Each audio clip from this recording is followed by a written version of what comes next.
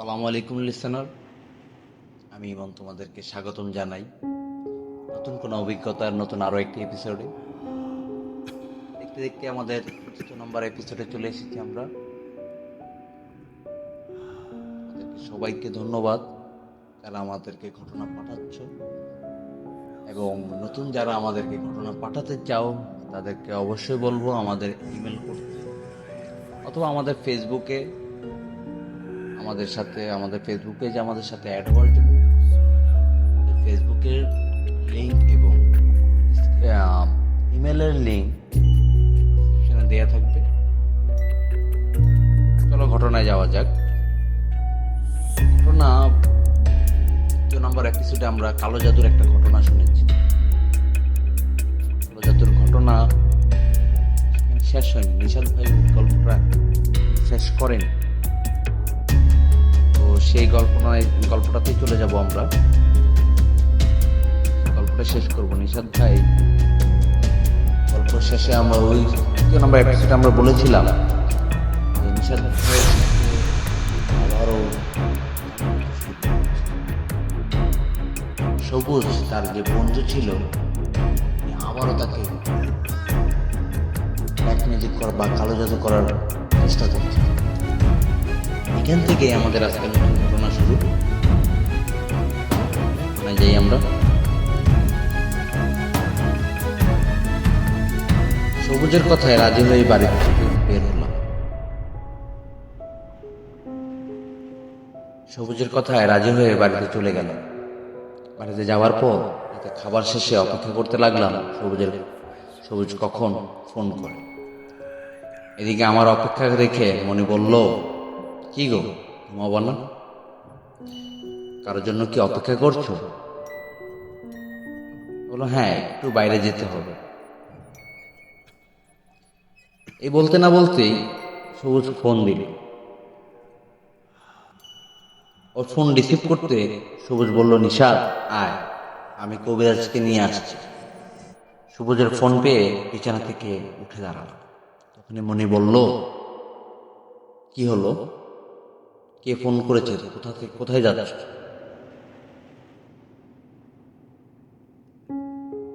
আমি মনিকে বললাম, মনি, সবুজ আর কবিরাজ মিলে আমাকে আবারও কালো জাদু করতে।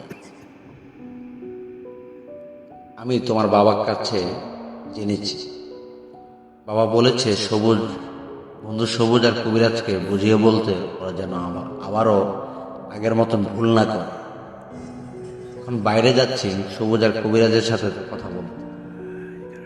মনে বলো, আমিও যাব তোমার সাথে, তোমাকে একা যেতে দেব। বলবো, আরে না, রাতের বেলা তোমার যেতে হবে না, ভয় পেও না, আমার কিছু হবে না। মনে বললো, না না, তোমাকে একা যেতে দিব না, দয়া করে আমার তোমার সাথে নিয়ে চলো। বললাম, ঝামেলায় পড়লাম, আচ্ছা চলো। আমার কথায় মনে উঠে আমার সাথে যেতে লাগলো। দুজনে হেঁটে হেঁটে একসময় সবুজের দেওয়ার ঠিকানায় চলে গেল। জায়গাটা ফাঁকা ও নিরিবিলি। আমি সবুজের কাছে গিয়ে বললাম, সবুজ, ওনাকে নিয়ে আসছিস? বলে উঠল, হ্যাঁ নিয়ে আসছি। ওই যে উনি সেই কবিরাজ, কথা বল। আমি কবিরাজ সাহেবকে বললাম, কবিরাজ সাহেব, আপনার সাথে তো আমার কোনো শত্রুতা না, আপনি কেন আমার পিছনে লাগবেন?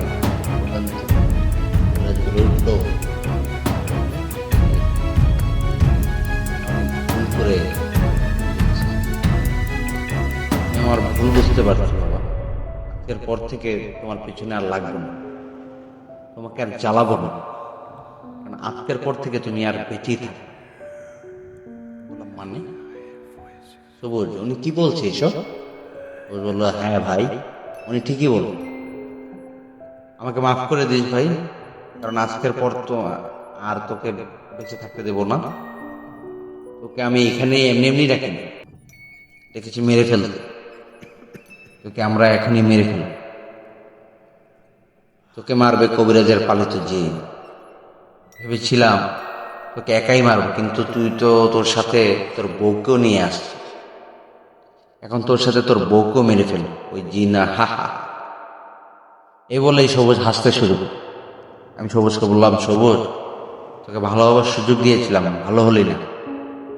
দেখ, তোর শত্রু আমি, তোর সাথে শত্রুতা আমার। আমার সাথে যা করার কর, কিন্তু মনিকে কিছু করতে দিই, ওকে যেতে দে, ওর কোনো দোষ নেই। সবুজ বলল, ওর তো দোষ আছে, ও তোর বউ। কবিরাজ সাহেব কাজ শুরু করল। সবুজের কথায় কবিরাজ হাত দিয়ে ইশারা করতে আমি দেখলাম আমার সামনে দুটো ভয়ঙ্কর জিনিসে দাঁড়ালো। আমি তখনও বলছি, আমাকে যে যা করবি কর, মনিকে ছেড়ে দে। কিন্তু আমার কথায় কোনো পাত্তাই দিল না। কবিরাজের পালিত জিন, ভয়ঙ্কর একটা জিন এসে আমার বুকে আঘাত করলো। ব্যথায় চিৎকার করে ছিটকিয়ে পড়লাম মাটিতে। এদিকে তখনই সেই জিন দুটো মনির দিকে এগিয়ে যেতে লাগলো। আমি ব্যথায় ভরা কণ্ঠে বলে উঠি, তুই ছেড়ে দে, ওকে কিছু করিস না। আমার কথায় কান্না দিয়ে জিন দুটো মনিকে আঘাত করতে যাবে, ঠিক তখনই আমাদের সবাইকে অবাক করে দিয়ে মনির কেমন অন্যরকম হয়ে গেল। জিন পরীদের মতন মনির হঠাৎ এমন রূপ আমি অবাক হয়ে তাকিয়ে রইল। এদিকে মনের রূপ বদলিয়ে এই ভয়ঙ্কর দুটি জিনের সাথে যুদ্ধ করতে লাগলো। আমি কি দেখছি, আমি যেন পাথর হয়ে দৃশ্যগুলো দেখতে মনে ওই জিন দুটোর সাথে যুদ্ধ করছে। এমন সময় কোথা থেকে আরো দুটো জিন, মানে একটা জিন ও একটা পরী, সে মনের পক্ষ হয়ে কবিরাজের পালিত ভয়ঙ্কর জিন দুটোর সাথে যুদ্ধ শুরু করে তাদেরকে আঘাত করা শুরু করে। এবার বেশ কিছুক্ষণ চলার পর কবিরাজের পালিত জিন দুটো দুর্বল হয়ে মাটিতে পড়ে আর চোখের সামনেই মারা। এদিকে এই দৃশ্য দেখে কবিরাজ ও সবুজ দুজনে পালাতে লাগলো। মনি ও মনির সাথে থাকা জিন ও পরিটা সবুজ ও তার কবিরাজের ঘাড় মোটকে আমার চোখের সামনে তাদেরকে মেরে ফেলে। আমি সব স্বপ্নের মতন দেখছি, কি বাস্তব, কি হচ্ছে এইসব? সবুজ ও কবিরাজের দেহ পড়ে আছে মাটিতে। এদিকে একটু আগেই মনির কাছে আসা জিন ও পরিটা চলে গেল। পরে চলে যাওয়ার পর মনি এক পা দুপা করে আমার সামনে এসে বললেন, কি অবাক হচ্ছ তাই না? ভাবছো আমার মধ্যে কোনো আত্মা ঢুকেছে কিনা? না না, আমার কাছে কোনো আত্মা ঢুকেনি, আমি নিজেই একটা পরী। আমি বললাম, কি তুমি পরী? মনি বলল, হ্যাঁ নিশাদ, আমি একটা পরী।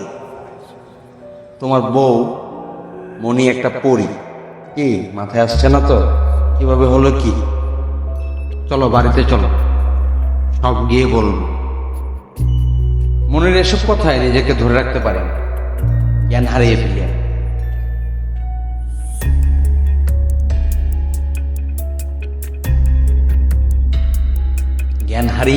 আমি মাটিতে পড়ে যাই।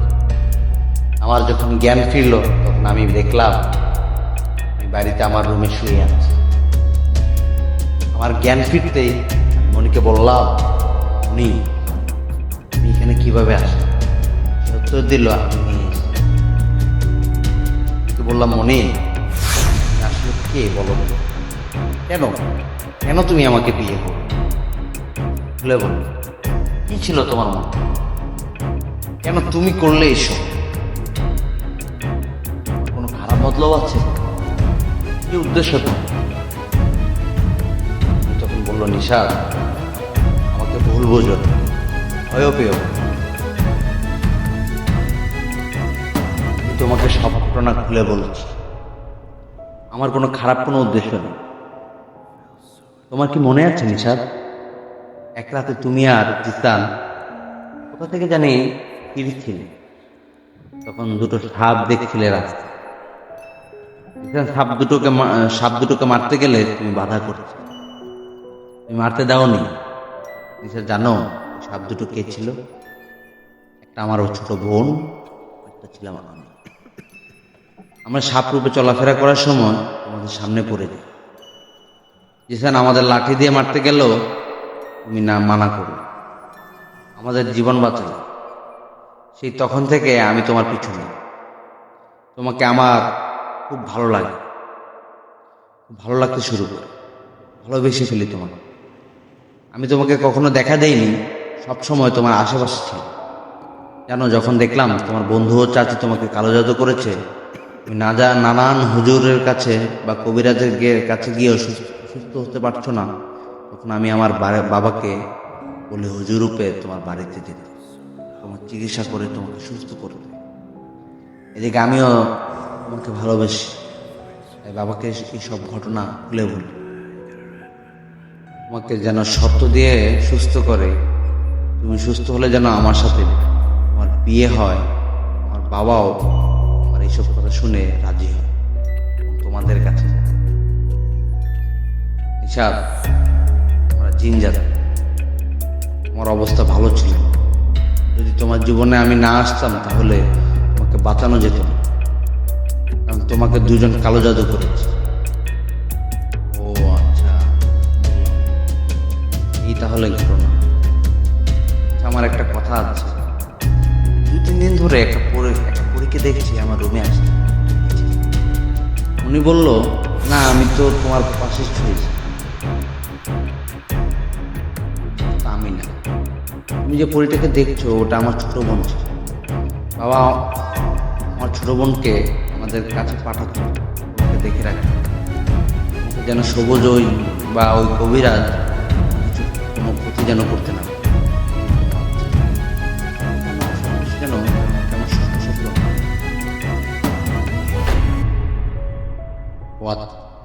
মনে বললো, দেখো এটা স্বপ্ন না বাস্তব। জানি আমার আসল পরিচয় জেনে তুমি অবাক হইছ, কিন্তু নিশাদ, পরি হলেও তোমাকে ভালোবাসি। হ্যাঁ, তোমাকে সামনে থেকে এখন সুন্দরভাবে চলতে হবে এবং মানুষের উপকার করতে হবে। এই ছিল ঘটনা। ধন্যবাদ নিশাদ ভাইকে, তিনি এত সুন্দর ঘটনা পাঠিয়েছেন। নিশাদ ভাই বলেছেন লিসেনার, ওনার কাছে ওনাদের আরো ঘটনা আছে, উনি সামনে আরো ঘটনা পাঠাবেন। এই বলে নিশাদ ভাই ঘটনা এখানে শেষ করলাম। সামনে আরো ঘটনা আছে, উনি শুরু হবে অন্য আরেকটা ঘটনা। আজকের এপিসোডটা অনেক ঘটনা দিয়ে আমরা আমাদের সাজানো। আমাদের সাথে থাকবেন, কোথাও যাবেন না। নানান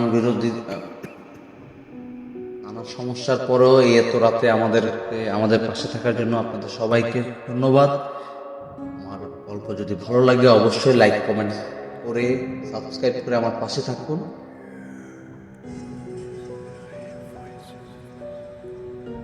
নতুন একটা ঘটনা শুরু করার আগে বলি, এই ঘটনা পাঠিয়েছেন সুমাইয়া নামে এক আপু, অসংখ্য ধন্যবাদ। পড়ে আসি, তারপর আবার আপনাদের সাথে আলোচনা করব। উনি যেভাবে লিখেছেন সেভাবে পড়ে শোনাবো আমি। চলুন ঘটনায় যাওয়া যাক। আমার পুরো নাম সুমাইয়া আক্তার পূর্ণিমা, ডাকনাম হিসেবে সবাই আমাকে পূর্ণি বলে। সময় তখন 2014 সালের জানুয়ারি। আমার বয়স তখন ঠিক 9 বছর। আমি সবে ক্লাস 3-তে উঠেছি। বাবা মার একমাত্র মেয়ে আমি, তাই আমি মা আব্বু এলাঙ্গা বিরতি রিসোর্টের পাশেই আমরা ভাড়া থাকি। আমার আব্বু কনস্ট্রাকশনের কাজ করে, জন্য আমাদের এলাঙ্গা থাকা। ওই ভাড়া বাড়িতে আমরা ছাড়াও 8টা পরিবার থাকে। আমাদের ডান পাশে থাকতো শাহনাজ আপুরা,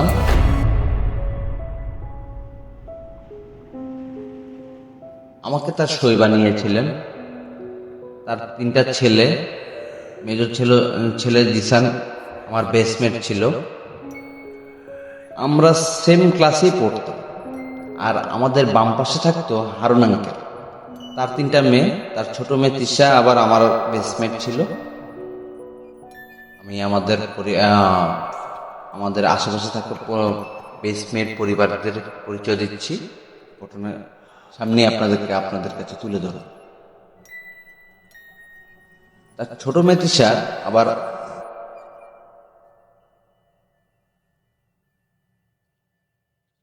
আমরা একই ক্লাসে পড়তাম।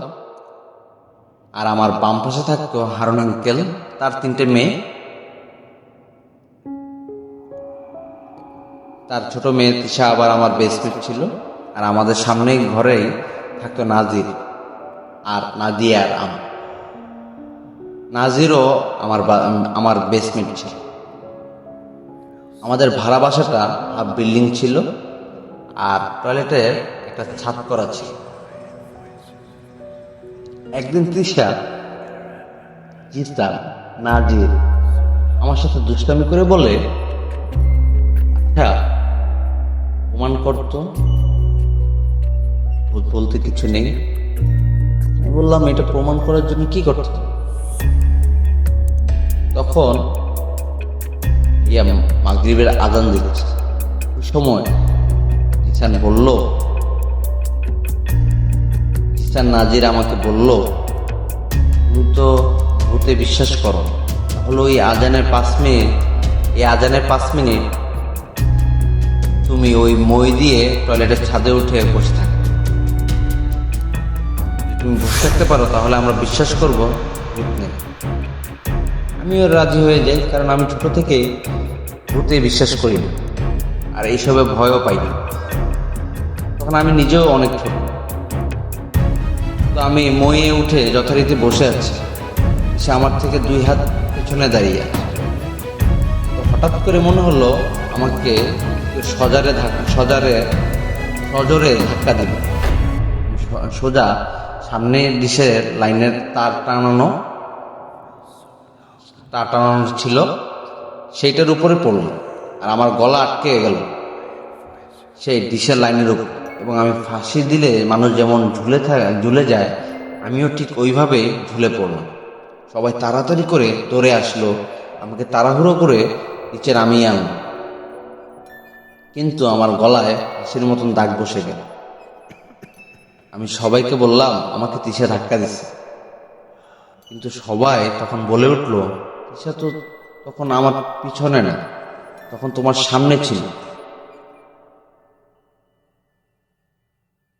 তারপরে 1 মাস আর কেউ সন্ধ্যার সময় আজানের সময় টয়লেটে কেউ যায়নি।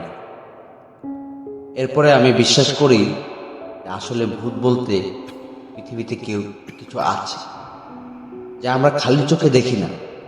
এগুলো এখনো আমার গলায় সে দাগ আছে। আমি বুঝি না 10 বছর আগে এই দাগ কি করে এখনো আমার গলায় স্পষ্ট বোঝা যায়। আমার মনে সামান্য একটা ছোট্ট প্রশ্ন থাকে যে সামান্য ডিশের লাইনের তারে আমি কিভাবে ঝুলে গেলাম, তারটা কেন ছিঁড়ে গেল, এরকম প্রশ্ন নিয়ে আমার মাথায় ঘুরপাক এখনো খায়। ইউমান ভাইয়া, আপনার যদি ঘটনাটি ভালো লাগে অবশ্যই লিসেনারদেরকে পড়ে শোনাবেন। ধন্যবাদ আপু, ধন্যবাদ সুমাইয়া আপু, আপনাকে এত সুন্দর ঘটনা পাঠানোর জন্য। অবশ্যই আমি আশা করি এই ছোট ঘটনাটি আমাদের লিসেনারদের কাছে অবশ্যই ভালো লাগবে। এরকম আরো ছোট ছোট ঘটনা নিয়ে আজকের এই এপিসোড সাজানো যাবেন না। আবারও আপনাদেরকে রিমাইন্ড করেছি যে আপনারা আমাদেরকে ঘটনা পাঠাতে চান তাহলে অবশ্যই আমাদেরকে ইমেল করুন, অথবা ফেসবুকে পেজ আছে আমাদের, যেটার লিঙ্ক ডিসক্রিপশন বা আমার প্রোফাইলে গেলেই, ইউটিউবের প্রোফাইলে গেলেই আপনারা দেখতে পাবেন। অ্যাড হয়ে আপনারা ভয়েস ক্লিপে আমাদেরকে ঘটনা পাঠাতে পারবেন। চলুন সামনের দিকে এগোনো যাক। চলুন আরেকটা ঘটনা পড়ে শোনাই আপনাদেরকে।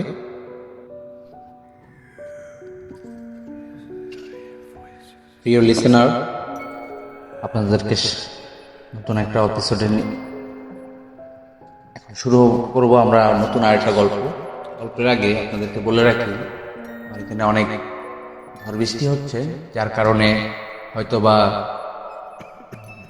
এক্সট্রা কিছু সাউন্ড ইনক্লুড হতে পারে। তার জন্য আগেই আন্তরিকভাবে দুঃখিত। এখন ঘটনা পাঠিয়েছেন নাজরিন আপু, তাকে অনেক অসংখ্য ধন্যবাদ। যে এত সুন্দর একটা ঘটনা পাঠানোর জন্য। উনি যেভাবে লিখে পাঠিয়েছেন আমরা সেভাবেই ঘটনাটা পড়ে শোনাবো আপনাদেরকে। ছোট্ট একটা ঘটনা, চলুন ঘটনা যাওয়া যাক। আমি ঘটনা আপনি যেভাবে পড়েছেন আমি সেভাবে পড়ে শুনি। কিছু কিছু ঘটনা কোনো ব্যাখ্যা থাকে না। আমার সাথে এমন একটা ঘটনা ঘটে যেটার ব্যাখ্যা আমি আজ পর্যন্ত খুঁজে পাইনি। সালটা ছিল 2021। তখন আমার সবেমাত্র বিয়ে হয়ে গেছে। বেশ ভাবনা চিন্তার পর আমিও আমার হাজবেন্ড সিলেটে ঘুরতে যেত। অন সিজন থাকায় প্রায় সবগুলো হোটেলই বুক ছিল। সেখানে সিলেটের মাজারে একদম ঠিক সাথেই একটি হোটেলে আমরা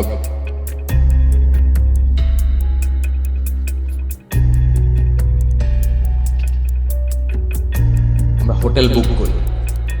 হোটেলের প্রায় সব রুমই বুকিং থাকলেও অবাক করার বিষয় সেখানে দোতলার একটি রুম এখন পর্যন্ত বুকিং হয়নি। আমরা কোনো ভাবনা চিন্তা না করেই সেই রুমটায় উঠে পড়ি। রুমটার বর্ণনা যদি বলি, রুমটি বেশ সিমসাম ছিল।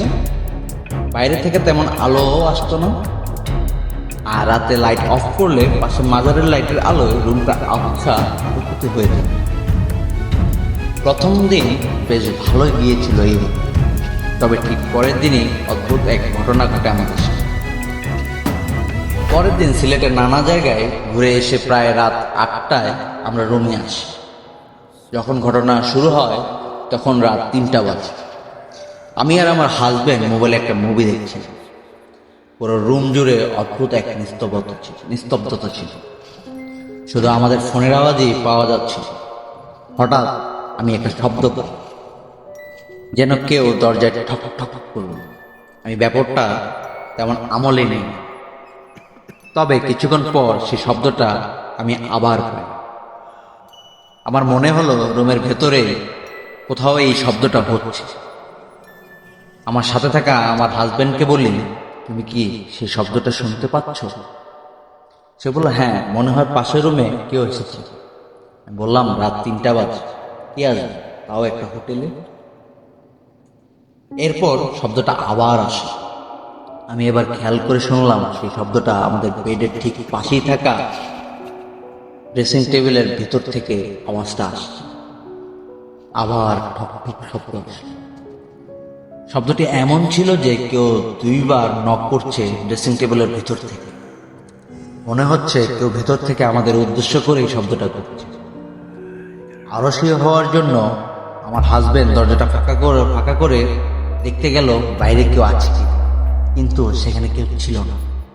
আমি প্রচন্ড ভয় পেয়ে কাঁপতে থাকি। আমি এরপর আরো একটা জিনিস খেয়াল করি, যখন আমি মোবাইলে দেখা বন্ধ করি তখন শব্দটা থেমে যায়, কিন্তু যখন মোবাইল দেখা শুরু করি তখন আবার কেউ যেন ড্রয়ারের ভিতর থেকে আমাদেরকে উদ্দেশ্য করে শব্দ করছে। এরপর প্রচন্ড ভয় নিয়ে মোবাইল রেখে আমরা আল্লাহর নাম নিয়ে ঘুমিয়ে পড়ি। ঘুমিয়ে পড়ার আগে একটা বিষয় আমি লক্ষ্য করি যে ঠিক ওয়াশরুমের পাশে একটা ছায়ামূর্তি দাঁড়িয়ে আছে। ছায়ামূর্তিটায় মেয়ের অবয়ব ছিল। স্থিরভাবে ওয়াশরুমের পাশে থাকা দেয়ালের সাথে হেলান দিয়ে দাঁড়িয়ে আছে। এই অন্ধকারের ভিতরও তার চুলগুলো স্পষ্ট বোঝা যাচ্ছে। তার চুল দেখে বুঝলাম তার চুলগুলো কাপ পর্যন্ত ছিল। সে রাতে আমার এইসব অদ্ভুত ভয়ঙ্কর কিছু মুহূর্তের সাক্ষী হই, কিন্তু আমাদের কোনো ক্ষতি হয়নি। তবে আমি আজও বুঝতে পারিনি আসলে সেসব কি হয়েছিল আমাদের সাথে। আর পরের দিনই আমরা সেই রুম ছেড়ে ঢাকার উদ্দেশ্যে রওনা হই। এরকম ভয়ানক দৃশ্য দেখার পর আমাদের আর সাহস হয় না সেই হোটেলে থাকা। শেষবারের মতো যখন হোটেল থেকে বিদায় নিয়ে বের হচ্ছিলাম রুম থেকে, তখন রুমের পিছনের দিকে তাকাতেই কেন জানি মনে হলো কেউ অগোচরে আমাকে বলছে এখান থেকে যাস না। এই ছিল আমার ঘটনা। ভাইয়া যদি ভালো লাগে অবশ্যই লিসেনারদেরকে পড়িয়ে শোনাবেন। থ্যাংক ইউ আপু আপনাকে, যে আপনি এত সুন্দর একটা ঘটনা আমাদেরকে শেয়ার করেছেন। অবশ্যই আমি আমাদের লিসেনারদের এই গল্পটি অবশ্যই ভালো লাগবে। সামনে আরো গল্প আছে। গল্প শুরু করার আগে আপনাদেরকে আবারও রিমাইন্ডার করতে চাই, আপনারা কেউ যদি ঘটনা পাঠাতে চান অবশ্যই আমাদেরকে ইমেল করতে পারে, অথবা ফেসবুকে আমাদের লিংক আছে, ফেসবুক পেজের আমাদের লিংক আছে, ডেসক্রিপশনে এগুলো দেয়া থাকবে। সেখান থেকে আপনারা ভয়েসে বা আমাদেরকে লিখে পাঠাতে পারেন। যদি ভয়েস রেকর্ড করে আমাদেরকে ঘটনা পাঠাতে চান অবশ্যই ভয়েসটা ক্লিয়ার হচ্ছে কিনা তা খেয়াল করবে। আর ঘটনা ভালো লাগলে অবশ্যই লিসেনারদের সাথে আপনার সেই মুহূর্তটা বা অভিজ্ঞতাটা আমরা শেয়ার করব, আপনার রেকর্ডটা আমরা শেয়ার করব। চলো নতুন আরেকটা ঘটনা। এখনকার ঘটনাটা পাঠিয়েছেন কালী ভাইকে অসংখ্য অসংখ্য ধন্যবাদ। উনি এত কষ্ট করে আমাদেরকে ঘটনা লিখে পাঠিয়েছেন। যেভাবে লিখে পাঠিয়েছেন সেভাবেই বলার চেষ্টা করছি।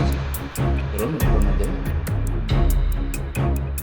প্রিয় ভাইয়া আমার সালাম নেবেন, লিসেনারদেরকে আমার সালাম দিবেন। এই ঘটনাটা শুনেছি আমি আমার মার থেকে। মা যখন আমার বাবার সাথে বিয়ে হয় তখন তাদের এলাকায়, আমার গ্রামে একটা অদ্ভুত রকমের জিনের প্রকোপ শুরু। তো আমার মা যেভাবে বলেছে তার সাথে আমিও কিছু ভাষা শুদ্ধতা ব্যবহার করছি। গল্পটা ভালো লাগলে অবশ্যই লিসেনারদেরকে পড়ে শোনাবেন। গল্পটা হলো এরকম, একদিন রাতের বেলায় আমার আব্বু, চাচু, তাদের এক চাচার সাথে আর দুজন মিলে বাজার থেকে বাড়িতে ফিরছে। বাজার থেকে বাড়িতে যাওয়ার জন্য আমাদের পারিবারিক কবরস্থান অতিক্রম করতে হবে। তো তারা কবরস্থান অতিক্রম করে আরো কিছুক্ষণ পথ এগিয়ে যাওয়ার পর দেখলো তাদের সামনে একটি ছোট ছেলে বাচ্চা খিলখিল করে হাসতে হাসতে তাদের সামনে এগিয়ে আসছে। তাতে সারা গায়ে দাও দাও করে আগুন জ্বলছে। দেখলে মনে হবে 6-7 বছরের বাচ্চা, অথচ কি ভয়ানক তার। বাচ্চাটিকে দেখে তারা সবাই বেশ ভয় পেয়ে গেল। আশেপাশে তাকিয়ে কাউকে দেখতে পেল না তারা। এই অন্ধকার রাতে তারা কি করবে কিছুই বুঝতে পারছিল না। অবশেষে কোনো উপায় না পেয়ে তাড়াতাড়ি করে তাদের কবরস্থানের সাথে থাকা মসজিদের পাশে মসজিদের একজন হুজুরকে সব খুলে বলল। হুজুর তখন তাদের সাথে এগিয়ে গেল, কিন্তু এগিয়ে গিয়ে সেই ছেলেটিকে আর দেখতে পেল। তার পাশ ভালো করে খুঁজেও কোথাও দেখা পেল না ছেলেটি। তখন হুজুর কিছু দোয়া পড়ে তাদের গায়ে ফু দিল। পরবর্তী পথটুকু যেতে তাদের আর কোনো সমস্যা হয়। এর পরের দিন রাতের বেলা আমার চাচু ও ওনার কিছু বন্ধুরা মিলে এক দোকানে আড্ডা দিচ্ছিল। তখন চাচুর এক বন্ধু এক হোটেল থেকে কিছু সিঙ্গারা, মোগলাই কিনলেন। ঠিক করলেন এগুলো বাড়িতে নিয়ে যাবেন। তখন আমার চাচু বললেন, দেখ এই রাতের বেলায় এগুলো নিয়ে যাওয়া ঠিক হবে না, তুই এখানে খেয়ে যা, বাড়িতে নেওয়ার দরকার নেই, কালকে দিনে কিনে নিস। বললেন, আরে যা, কি হবে না, কি তোদের মতন ভীতু নাকি? আমি এখন বাড়িতে গেলাম, তোরা থাক। এই বলেই চাচু সেই বন্ধু তাদেরকে রেখে নিজ বাড়ির উদ্দেশ্যে রওনা দিল। উনি বেশ অনেকটা পথ এসে পড়েছে। হঠাৎ ওনার শরীরটা কেমন ঝাঁকুনি দিল।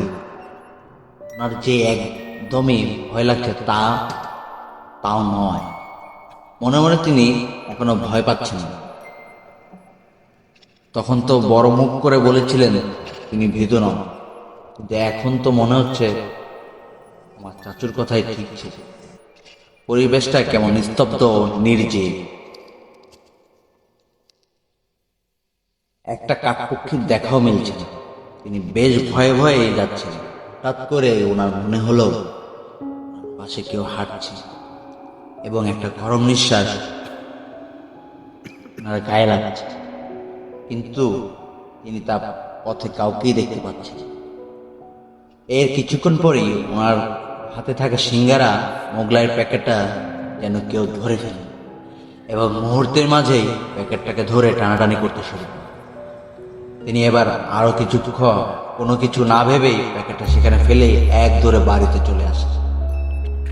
এর পরের দিন সকালে চাচুর সাথে দেখা হওয়ার পর তিনি সব খুলে বললেন। তখন চাচু বললেন, তুই তো আগেই তোকে না করেছিলাম, তুই তো আমার কথা শুনিস, তো একবার শিক্ষা হলো।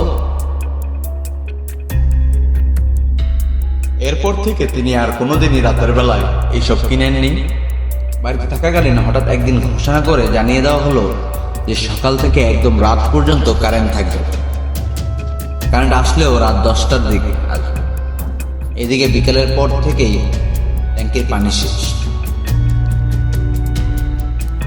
বাইরে যা একটা টিউবওয়েল ছিল সেখান থেকেও পানি উঠছিল। তবে আমাদের গ্রামের বাড়ি থেকে বেশ অনেকটা দূরেই টিউবওয়েল ছিল, যেখান থেকে মানুষ প্রয়োজনে পানি ব্যবহার করতে পারে। তখন আব্বু গেল সেখান থেকে পানি নিয়ে আসতে। তো তখন একদম রাত হয়ে গিয়েছিল। ও যখন পানি নিয়ে আসবে তখন দেখতে পায় সেই ছেলেটি দাঁড়িয়ে রয়েছে, যাকে সে প্রথম দিন দেখেছিল। তবে এবার ছেলেটির রূপ যেন আরো ভয়ানক।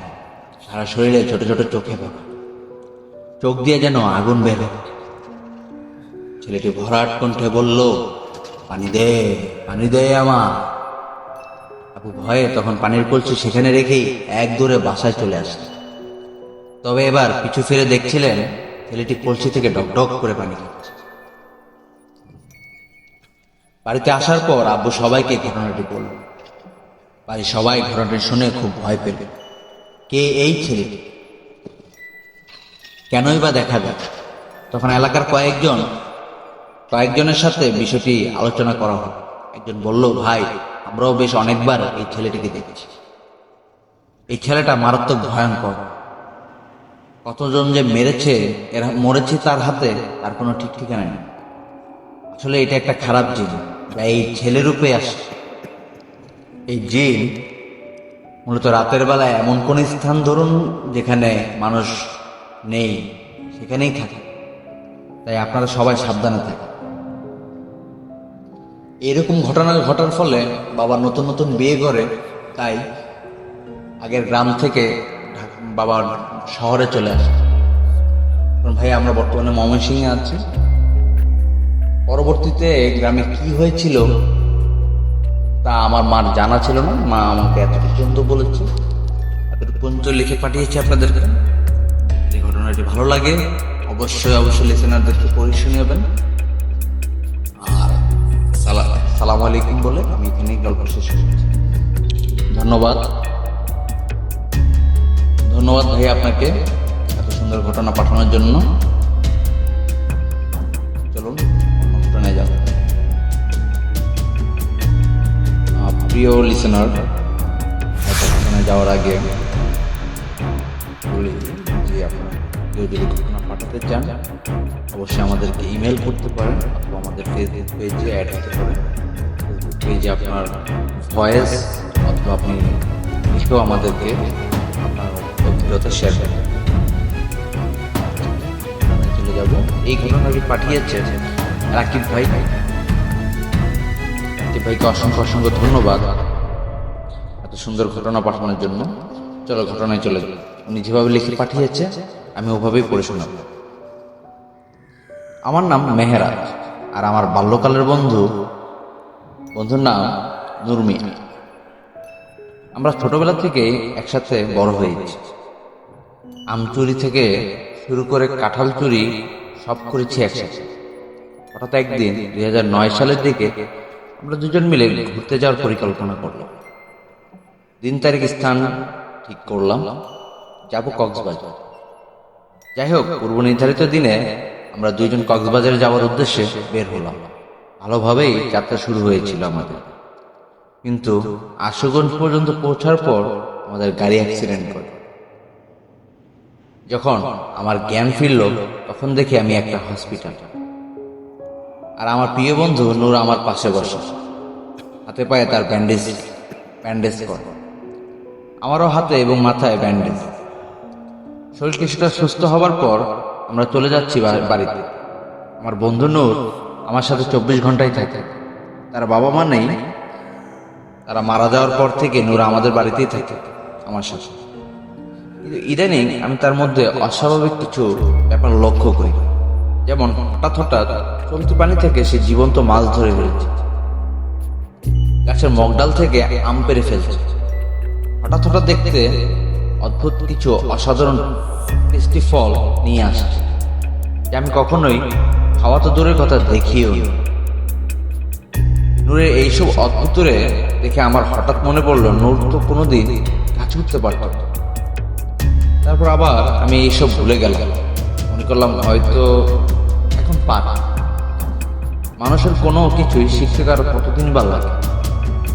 একদিন করিম সাহেবের ছেলের সাথে ঝগড়া করার সময় রাগের মাথায় থাপ্পড় মেরেছে। থাপ্পড় খেয়ে বেচারা প্রায় 2 ঘন্টা অজ্ঞান ছিল। আর এদিকে প্রায় নিয়মিত এলাকায় শোনা যাচ্ছে কারো না কারো গরু, মহিষ, ছাগল, কি অদ্ভুত প্রাণী নাকি রাতের বেলায় ছিঁড়ে খেয়ে চলে যাচ্ছে। আর এলাকার লোকজনও নাকি রাস্তাঘাটে ভয়ঙ্কর কিছু দেখতে পাচ্ছে। এই নিয়ে এলাকায় এক বিরাট আতঙ্ক। এলাকার সব লোকজন আতঙ্কিত। তাই এলাকার সব লোকজন মিলে সিদ্ধান্ত নিল যে কোনো নামকরা কবিরাজকে এলাকায় ডেকে আনে। হঠাৎ এক শনিবার নামকরা একজন কবিরাজ, বয়স্ক কবিরাজ এলাকায় আসে। কবিরাজ এসেই বলল, এলাকার সকল ছোট বড় সবাই যেন একসাথে এক জায়গায় উপস্থিত থাকে। তারপর সবাই উপস্থিত হলে কবিরাজ একটি মোবাইল দিয়ে একজন করে সবার ছবি তুলতে লাগলেন। এবার নূরের ছবি তোলা হলো, কিন্তু ক্যামেরায় নূরের কোনো ছবি আসলো না। ব্যাপারটা দেখে মুচকি হাসলেন কবি, কিন্তু কাউকে কিছু বললেন না। তারপর কবিরাজ সবার উদ্দেশ্যে বললেন, এলাকায় দুষ্ট ভূত প্রবেশ করেছে, আগামীকাল তাড়ানো হবে ভূতকে। কথাটা বললে চলে গেলেন কবিরাজ। আমি আর নূর রাতে শুয়ে আছি। হঠাৎ নূর খুব জোরে জোরে কান্না আরম্ভ করেছে। আমি কিছুটা অবাক। হঠাৎ কান্না থামিয়ে আমাকে উদ্দেশ্য করে বলে উঠল, আচ্ছা মেহরাজ, আমি যদি কোনোদিন তোর থেকে অনেক দূরে চলে যাই, তারপর আর কোনোদিন যদি ফিরে না আসি, তাহলে কি তুই কষ্ট পাবি? তোর কষ্ট হবে? কথা শুনে আমার গলা শুকিয়ে আসে, পেট কামড় দিয়ে উঠে। আমি নূরের গলা ধরে অনেক কান্নাকাটি করি। পরের দিন ঘুম থেকে উঠে দেখি নূর আমার পাশে নেই। ভাবলাম হয়তো বাইরে গেছে। কিছুক্ষণ পর দেখি আমার বালিশের পাশে একটি সাদা, আর সেই কাগজে লেখা আছে, আমি আসলে তোর বন্ধু নূর না, আমি তোমাকে বন্ধুত্বের মায়ায় ভালোবেসে ফেলেছিলাম, কিন্তু কবিরাজ আজ আমাকে ঠিকই এই এলাকা থেকে তাড়িয়ে দেয়। তাই আগে থেকেই চলে গেলাম, কোনোদিনও ফিরবো না, ফিরে আসবো না।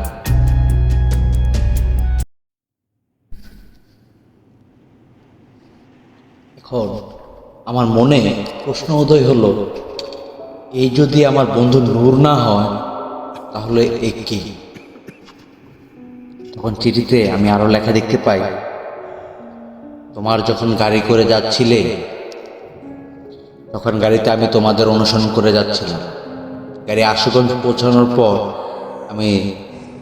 আমার সাথে আমার এক ভাই মিলে তোমাদের গাড়িটা অ্যাক্সিডেন্ট করা। এই অ্যাক্সিডেন্টে তোমার বন্ধু নূর মারা যায়। তারপর পুলিশ এসে আসল নূরকে মর্গে নিয়ে যায়, আর আমি নূরের রূপ ধারণ করে তোমার সাথে হসপিটালে চলে যাই। তারপর থেকে তোমার সাথে চলতে থাকে।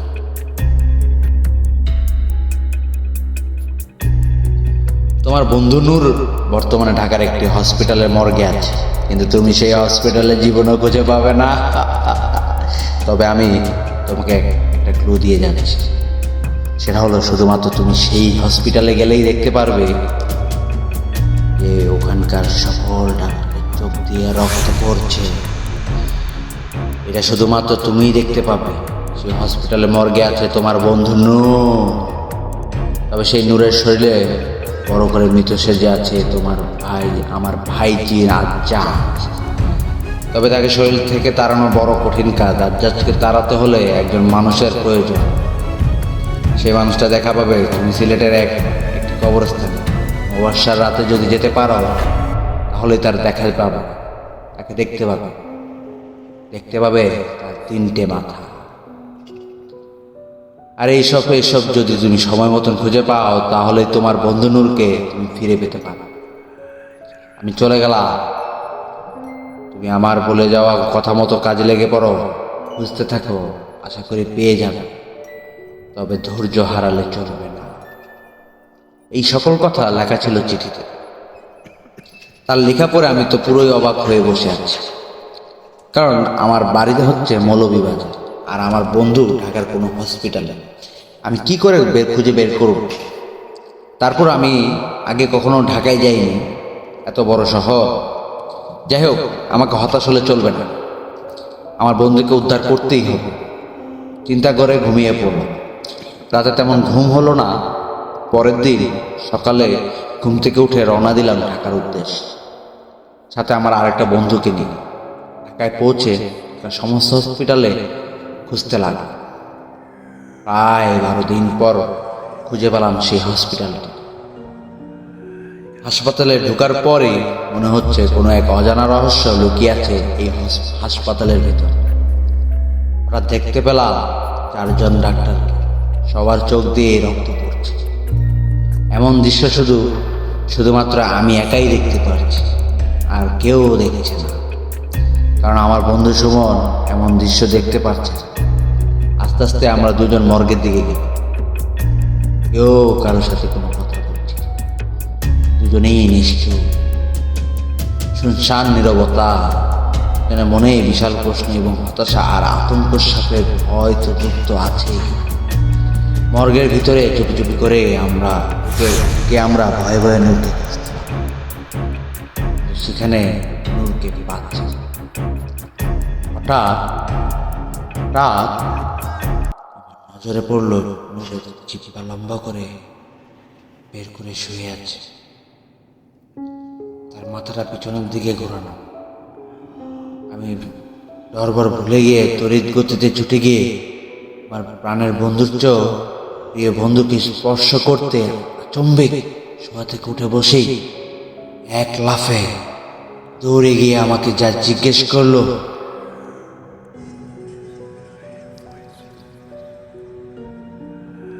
এই সকল ঘটনা দেখে আমি আচমকে আমার জ্ঞান হারিয়ে ফেলি। আমার যখন জ্ঞান ফিরল তখন দেখলাম নূরের শরীরে ভর করে থাকা সেই খারাপ জিন নিজেই নিজের একটা হাত ছিঁড়ে খেতে শুরু করে দিল। এমন ভয়াবহ অবস্থা দেখে আমাদের দুজনেরই আবারও জ্ঞান হারানোর উপক্রম হয়ে দাঁড়িয়েছে। এদিকে এমন দৃশ্য দেখে আমার সাথে করে নিয়ে আসা আমার বন্ধু বলে উঠল, মেহরাজ, তোমার মতন এমন বন্ধু থাকলে আর কারো শত্রুর প্রয়োজন নয়। তুমি জেনে শুনে এমন এক ভয়ঙ্কর পরিস্থিতির সামনে ফেললে আমাকে। জানি না এখান থেকে বেঁচে ফিরতে পারবো কিনা। কথাটা বলেই হালকা কেঁদে উঠল মেহরাজ। একটু কেঁদে আবার বলতে লাগলো, মাত্র 3 মাস হলো রে ভাই, আমার বিয়ে হয়েছে। কথাটা বলে শেষ করার আগেই আমি বলে উঠলাম, আরে ভাই কি শুরু করলি? সামনে কি বিপদ দাঁড়িয়ে আছে দেখছিস? এখান থেকে কিভাবে বেঁচে ফিরবো এবং নূরকে কিভাবে উদ্ধার করব সেটা নিয়ে একটু চিন্তা কর ভাই। মনে তো হচ্ছে না আমাদের কাজকে মেরেই ফেলবে এই যেন। কথা বলে থামতেই সুমন বলে উঠলো, ওর হাত থেকে বেঁচে গেল, তুই আজ আমার হাত থেকে আর বাঁচতে পারবি। আরে ভাই আজারে কথা থামা, আগে তো এখান থেকে বের হই, তারপর তুই তোর যা ইচ্ছা তাই করিস। আমি কথাটা বললে থামতে হঠাৎ চারদিকে ভীষণ অন্ধকার হয়ে আসলো। সেই সাথে শুরু হলো ভয়ঙ্কর গরম বাতাস। ঘাবড়ে গেলাম দুজনে। তখনই হঠাৎ মনে পড়লো আমার মোবাইলের কথা। তড়িঘড়ি করে মোবাইল পকেট থেকে মোবাইলটা বের করে ফ্ল্যাশ জ্বালিয়ে দিলাম। ফ্ল্যাশ অন করতেই মুহূর্তের মধ্যে সবকিছু কেমন জানি স্বাভাবিক হয়ে উঠল। আর আমরাও তড়িঘড়ি করে বের হয়ে পড়লাম রুম থেকে। হাসপাতালের বিভিন্ন জায়গায় ঘুরে ঘুরে দেখতে লাগলো। কেউ কারোর সাথে কোনো কথা বলছে না। একদম নিস্তব্ধ নীরবতা। এখনো কারোর সাথে কারো যেন কথা বলার নিষেধ আছে। হঠাৎ একটা দরজার দিকে নজর পড়ল। খেয়াল করে দেখলাম দরজায় লেখা আছে, ভিতরে প্রবেশ নিষেধ।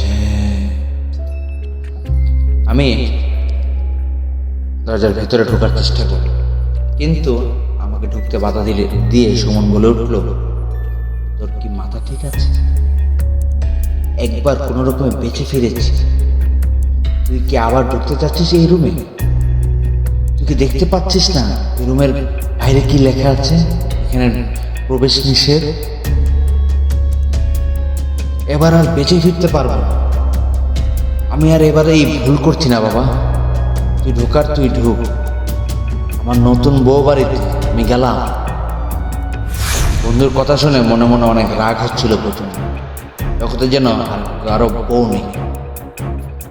বউ তুলে কিছু বললাম না, চেষ্টা ঠান্ডা করলাম আর রাগ করে নিজের মধ্যে সিদ্ধান্ত নিলাম এবার আমি একাই ঢুকি।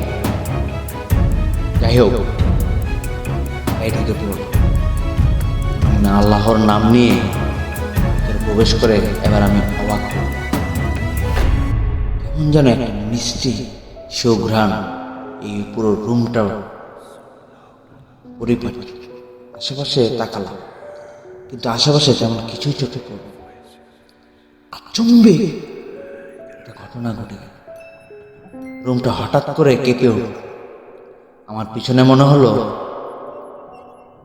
হুইলচেয়ার একটা সাউন্ড হলো। তৎক্ষণাৎ আমি পিছনে ফিরে তাকালাম। যা দেখলাম তার জন্য আমি মোটেও প্রস্তুত ছিলাম। আমি পিছনে ফিরে দেখলাম আমার থেকে ঠিক 5 হাত পেছনে একটা হুইলচেয়ারে কেউ একজন বসে আছে। রুমটা হালকা অন্ধকার শূন্য থাকায় চেহারাটা ক্লিয়ার বোঝা যাচ্ছে না। আমি দুরু পায়ে 1 পায়া 2 পা করে হুইলচেয়ারের কাছে গিয়ে দাঁড়ালাম। দেখলাম কেউ একজন হুইলচেয়ারে বসে, তবে তার গায়ের উপর একটা সাদা কাপড় দেয়া। ছেলে নামে ঠিক বোঝা গেল না। আমি কিছুটা সাহস করে হুট করে কাপড়টা সরিয়ে ফেললাম। কাপড়টা সরাতেই দেখলাম উলঙ্গ যুবতী বসা। এটা অপূর্ব রূপবতী, আকর্ষণীয় দেহের গঠন, কিন্তু তার চেহারা কিছুটা ফ্যাকাশে লাগে। ভালো করে খেয়াল করলাম, আমার ধারণাই সঠিক। মেয়েটা মৃত। মেয়েটা উলঙ্গ কেন? সাইড করেছে না তো? কিন্তু আমার মন মানছে না। ইচ্ছে করছে মেয়েটাকে স্পর্শ করে দেখি সত্যি কি মৃত কিনা। যাই হোক, কিছুক্ষণ চিন্তা করে মেয়েটার মুখের সামনে হাত আনতে হঠাৎ দেখলাম এর উপরে একটা লেখা কিছু,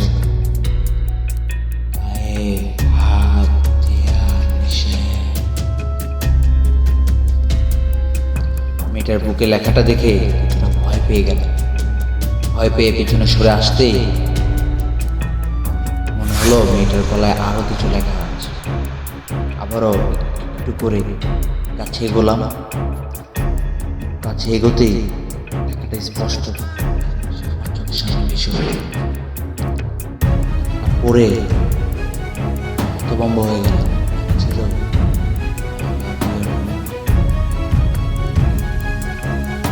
দেখে ঘাবড়ে গেল। নূরের সাথে এই মেয়ের সম্পর্ক আশ্চর্য, কিছুই যেন মিলাতে পারছি না। যখন আমি এসব ভাবছি তখন হঠাৎ করে একটা শব্দ শুনতে পেলাম। কি যেন ফিসফিস করে বলছে, আসতে চাইলে বের হয়ে যা, সিলেটে যা, এখান থেকে বের হয়ে সিলেটে যা। কথাটা শুনে চারদিকে তাকালাম, দেখলাম না। মনের ভুল ভেবে নিশ্চিত হতে যাচ্ছিলাম, তখনই আবার শুনলাম কথাটা। এবার আর এদিক সেদিক না তাকিয়ে সোজা বের হয়ে গেল। আমি হসপিটাল থেকে বের হতে যাব তো তখনই পেছন থেকে হসপিটালের দারোয়ান উদ্দেশ্য করে বলল, তোমার সব প্রশ্নের উত্তর আছে সিলেটের ওই কবরস্থানে। যাও, জলদি যাও, এবং কবরস্থানে তোমার জন্য অপেক্ষা করছে। সিলেটের কবরস্থানের কিছু একটা ব্যাপার আছে। সেই জিন চিঠিতে একই কথা লিখেছে।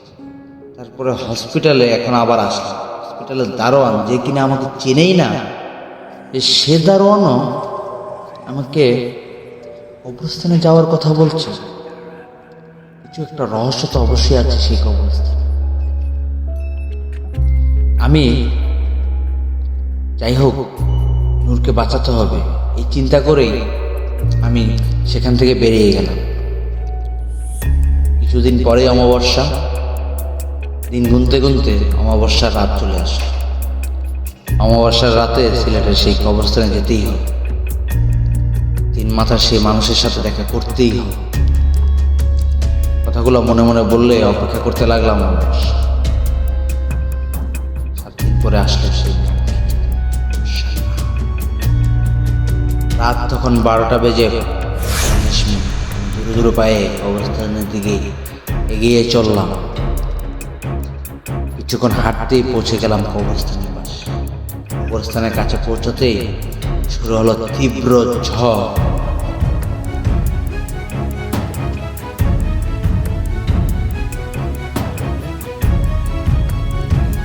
তীব্র ঝড়ের সাথে হালকা হালকা বৃষ্টি পড়ছে। তার সাথে অমাবস্যার রাত, ঘুটঘুটে অন্ধকার চারিদিকে। দূরে দূরে পায়ে কবরস্থানে পৌঁছাতে পৌঁছাতে রাত তখন প্রায় 1টা বেজে গেল। কবরস্থানে পৌঁছাতে আচম্বিক ঝড় তুফান শুরু হয়েছে। কবরস্থানের আশেপাশের গাছপালা সব যেন ভেঙে পড়ছে আমার মাথার উপর। কিছুটা আতঙ্কিত হয়ে পড়লাম, কারণ আমি কিছুই বুঝতে পারছি না এটা কি স্বাভাবিক কোনো ঝড়। না, এটা কোনো স্বাভাবিক কোনো ঝড় না। যাই হোক, যখন আমি ভয়ে একটু কাঁপছি, ঠিক তখনই নজর গেল কবরস্থানের মাছ করা। নজরে পড়লো কাঙ্ক্ষিত সেই 3 মাথাওয়ালা লোকটি।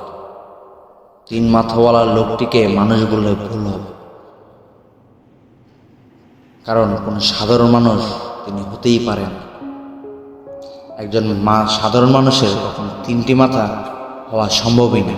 তাছাড়া একজন সাধারণ মানুষ কখনো প্রায় 40 ফিট লম্বাও হতে পারে। তাকে দেখে আমি একটু আচম্বিত হয়ে অদ্ভুতরের লোকটির সাথে আমার চোখাচোখি হয়ে পড়ল। চোখাচোখি হতেই ভয়ে আমি জমে গেলাম। লোকটার চোখ দিয়ে যেন আগুন পড়ছে বেয়ে। দিকে আমার সাথে চোখাচোখি হতেই একটু করে হেসে উঠল লোকটি। তারপর আমার দিকে এগিয়ে আসতে শুরু করল। আমার কাছে পৌঁছাতে আমি ভীত কণ্ঠে সালাম দিয়ে জিজ্ঞাসা করলাম, আপনার কাছে এসেছি আমার বন্ধু নূরকে ফেরত পাওয়ার উপায় সম্পর্কে জানতে। কেন? আমি কোনভাবে? আমি জানি আপনার থেকেই আমার এই সমস্যার সমাধান পাব। কথাটা বলেই থামতেই লোকটি আমার হাতে একটি চিঠি দিয়ে বলল, যাও, পৌঁছে তারপর চিঠিটা পড়বে। আমি চিঠিটা হাতে নিয়ে তাড়াতাড়ি বাড়ি চলে আসলাম। তারপর এসেই কোনো রকম দরজা বন্ধ করে চিঠিটি পড়তে শুরু করে দিল, কারণ আমার আর তর সহ্য না। আমার বন্ধুকে যে আমাকে বাঁচতেই হবে। চিঠিতে লেখা ছিল, আমার বন্ধু নূর কোনো ভালো মানুষ না, সে একজন ঘৃণিত খারাপ, কুৎসিত তার চিন্তা কর্ম। সে কখনো ভালো মানুষের বন্ধু হতেই পারে। তোমার বন্ধু তো কখনোই হতে পারে। এই বদমাশ নূর মাঝখানে কিছুদিন ঢাকা সেই হসপিটালের কেয়ারটেকারের চাকরি নেয়। যে হসপিটালে তুমি গিয়েছি। যাই হোক, মাঝখানে চাকরির করার পর সেখানে তা এক নার্সের সাথে তার বন্ধুত্ব সম্পর্ক গড়ে ওঠে। মেয়েটির নাম ছিল রেবেকা। এভাবে আর কিছুদিন চলে যায়, আরও কিছুদিন চলে যায়। এরই মধ্যে তাদের বন্ধুত্বের সম্পর্ক আস্তে আস্তে প্রেমের সম্পর্কে পরিণত হয়। নূর রেবেকার সাথে প্রেমের অভিনয় করতে থাকে। তারও মূল উদ্দেশ্য ছিল রেবেকাকে ভোগ করা। প্রায় প্রতিদিন রাতে রেবেকার সাথে শারীরিক সম্পর্ক করতে থাকেন। হাসপাতালের যেই সব কেবিন খালি থাকতো, নূর সেগুলোর চাবি কালেক্ট করে রেবেকাকে সেখানে ডাকাত, তারপর সারা রাত মজা করত। এভাবে আরো কয়েক মাস চলে যায়। তখনই ঘটে বিপত্তি। রেবেকা গর্ভবতী হয়ে পড়ে। নূরকে বলে বিয়ে করতে নূর রাজি হয়, তবে রেবেকার কাছে সময় নেয় 3 মাসে, আর রেবেকাকে বলে বাচ্চা নষ্ট করবে না। যাই হোক, 3 মাস হয়ে গেলে রেবেকা যখন আবার বিয়ের কথা বলে, তখনই নূরের আসল রূপ বের হয়ে আসে। নূর জানায় সে বিয়ে করতে মোটেও পারবে। এদিকে পেটেও কিছুটা ফুলতে শুরু করেছে। কেউ জানতে পারলে চাকরি থাকবে। সব মিলিয়ে রেবেকার দিশেহারা একটা অবস্থা। ঝগড়া করতে থাকে নূরের সাথে। নূর তার কৌশল করে চিল্লাচিল্লি করলে সবাই জেনে যাবে। নূর একটা কৌশল করে তাকে বলে, রেবেকাকে বলে, চিল্লাচিল্লি করলে সবাই জেনে যাবে। তাহলে তার সব প্ল্যান ভেস্তে যাবে। মনের শেষ ইচ্ছাটাও তার মিটবে। এই করেই হোক তোরা আরেকবার রেবেকাকে দিয়ে তার মনের সব ফ্যান্টাসিগুলো এসব চিন্তা করে নূর রেবেকাকে ঠান্ডা করে বলে, তোমার সাথে দুষ্টামি করছি, রাতে বিয়ের ব্যাপারে কথা বলবো, এখন তুমি কাজ করো। কথাগুলো বলে রেবেকাকে পাঠিয়ে দিয়ে দাঁত চেপে হাসতে থাকে নূর। আর চিন্তা করতে থাকে রাতে কিভাবে তার মনের সব অতিরিক্ত ফ্যান্টাসি পূরণ করবে।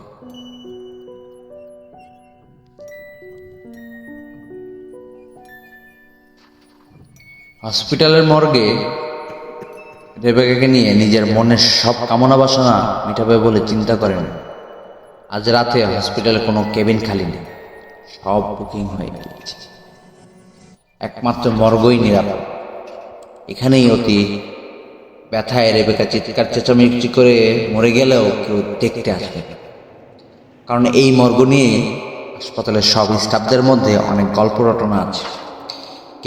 কেউ যদি শুনতেও পায়, কিন্তু ভয়ে এগিয়ে আসবে না।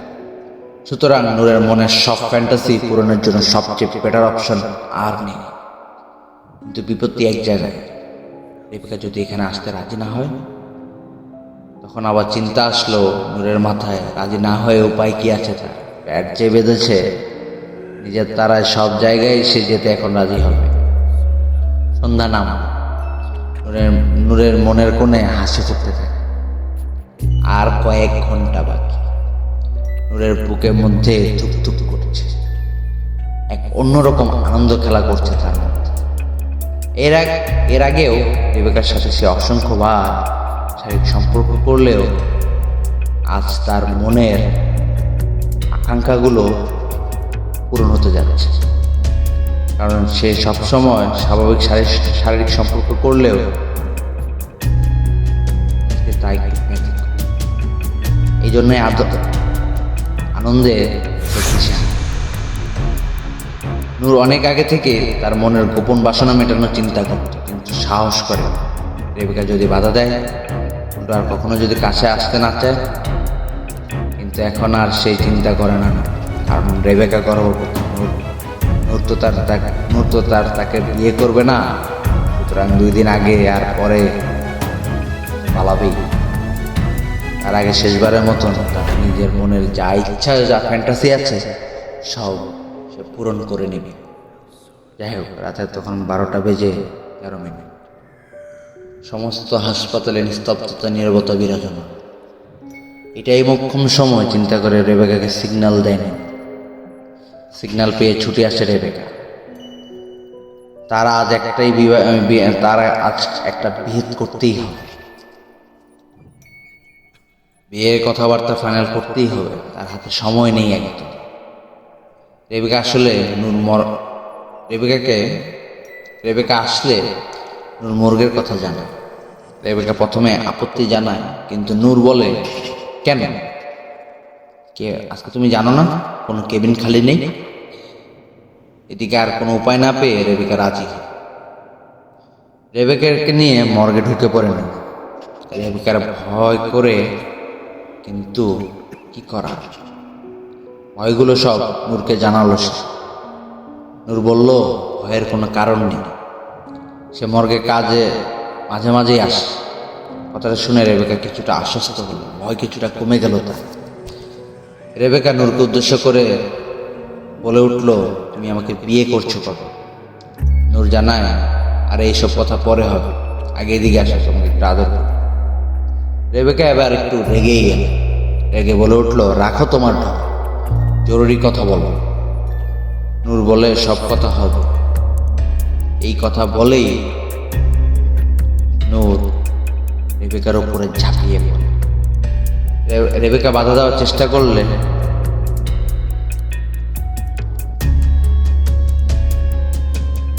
তখন সে বলে, সময় সব কথা বলা যাবে না, এই সময় এই সকল কাজ করা যাবে না, যার ক্ষতি হবে। নূর রেবেকার কোনো কথাই পাত্তা দেয় না, আর এইসব কোনো কথা শোনার টাইমই কোথায়। রেবেকাকে ফ্লোরে শুইয়ে ফেলে তারপর পশুর মতন তাকে ভোগ করতে শুরু করে। তাকে এভাবে কিছুক্ষণ কেটে যায়। রেবেকা ওঠার চেষ্টা করে, কিন্তু পারে না। নূর একটা দড়ি দিয়ে রেবেকার হাত পা বেঁধে পশুর মতো নির্যাতন করে। তার মনে যা ফ্যান্টাসি আছে সবগুলো সে পূরণ করে। রেবেকার হাত পা খুলে দিল, রেবেকা এর মতো শক্তি সঞ্চয় করতে পারে না। এই সকল কিছু দেখে নূর মর্গ থেকে বেরিয়ে যায়। এদিকে এরকম অমানসিক অত্যাচারের কারণে রেবেকা আর মারাত্মকভাবে ক্ষতিগ্রস্ত হয়ে পড়ে। তার ওঠার মতন শক্তিটুকু আর থাকে না। পেটে প্রচন্ড ব্যথা পেয়ে রক্তক্ষরণ শুরু হয়ে যায়। তার মধ্যে শরীরের বিশেষ অঙ্গগুলো কামড়ে ছিঁড়ে ফেলেছিল, সেসব জায়গা থেকে রক্তক্ষরণ হতে থাকে। এদিকে নূর মনের বাসনা মিটিয়ে হাসপাতাল থেকে পালিয়ে যায় তৎক্ষণাৎ, আর এদিকে সারা রাত ধরে রক্তক্ষরণ হয়ে মারা যায় রেবেকা। তুমি হাসপাতালের মর্গে যে মেয়েটাকে দেখেছিলে সেটা রেবেকার মৃতদেহ। এখন প্রশ্ন করতে পারো, আমরা মানে জিনরা কিভাবে যুক্ত হয়েছে এই কাহিনীর সাথে? রেবেকাকে পছন্দ করত আমাদেরই এক সঙ্গী, জিন রেবেকাকে পছন্দ করত। রেবেকা যখন ছোট তখন থেকে রেবেকাকে সেই জিনটি পছন্দ করত। রেবেকা আস্তে আস্তে যখন বড় হয়, নূরের সাথে যখন তার প্রেমের সম্পর্ক হয়, তখন সেই জিনটি কিছুটা আলাদা হয়ে যায় তার থেকে। কিন্তু তারপরও রেবেকার খেয়াল খোঁজ খবর সবসময় সেই জিনটি রাখত। কিন্তু যখন এই ঘটনা ঘটে, তখন সেই জিনটি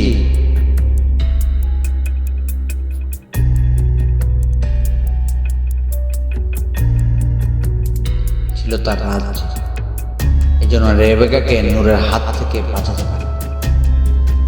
পরবর্তীতে সে যখন রেবেকার লাশ দেখে, কান্নায় ঢলে পড়ে। সে তার সমস্ত শক্তি দিয়ে সকল ঘটনা উদ্ধার করে এবং সে মনে মনে প্রতিশোধ নেওয়ার শপথ করে। এর মধ্যে নূর তার হাসপাতাল থেকে পালিয়ে গিয়ে তাকে নিয়ে কক্সবাজারে ঘুরতে যাওয়ার পরিকল্পনা, আর সেই সুযোগটা কাজে লাগিয়ে রেবেকাকে পছন্দ করা সেই জিনটা মাঝে মধ্যে মাঝপথে গাড়ি অ্যাক্সিডেন্ট করিয়ে নূরকে হাসপাতালে নিয়ে আসে, রেবেকার লাশের পাশে রেখে গলা কেটে মরার জন্য।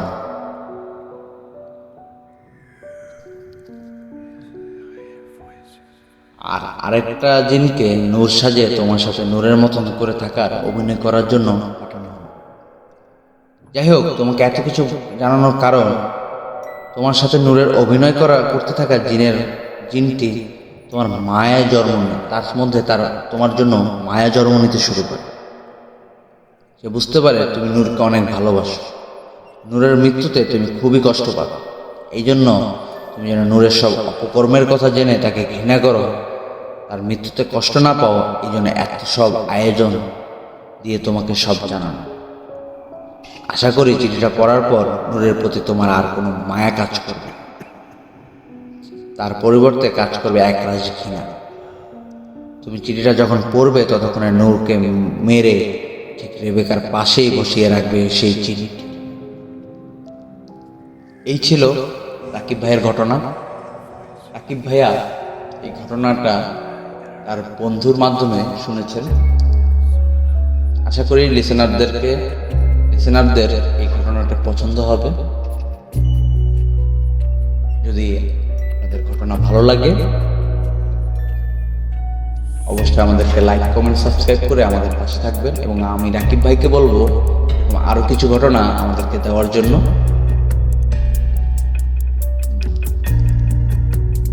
এই বলে আজকে আপনাদের কাছ থেকে বিদায় নিই। দেখা হবে আবার এপিসোড 5-এ। প্রত্যেক বুধবার বলা যায় না, বৃহস্পতিবারই বলা যায়। বুধবার রাত 12টা 1 মিনিট হলেই তো অন্য দিনের তারিখ শুরু। তাহলে আমরা বৃহস্পতিবার বলতে পারি, বৃহস্পতিবার সকাল 1 মিনিটে শুরু হবে এই যাত্রা। আমাদের পাশে থাকবে এবং সবার কাছে আমাদের ঘটনাগুলো শেয়ার করে পৌঁছে দিবে। সবার কাছে এই অনুরোধ করি আজকে তোমাদের কাছ থেকে এখানেই বিদায় নিচ্ছি। আসসালামু আলাইকুম।